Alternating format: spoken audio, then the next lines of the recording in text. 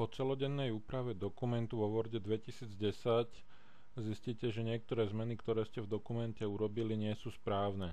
V tomto videu si ukážeme, ako sa vrátite k predchádzajúcim verziám existujúceho otvoreného dokumentu. Pri priebežnom pracovaní v dokumente sa vytvárajú automatické verzie. Nájdete ich po kliknutí na záložku Súbor v časti Informácie v skupine Verzie. Vidíte tu automaticky vytvorené verzie aj s časom vytvorenia.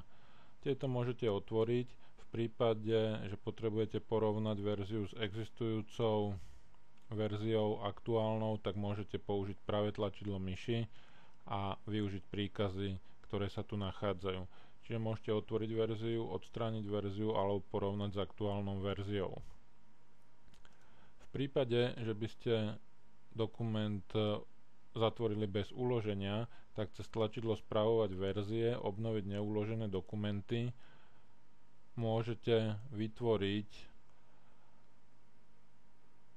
verziu dokumentu tak, že otvoríte neuložený dokument, ktorý je k dispozícii.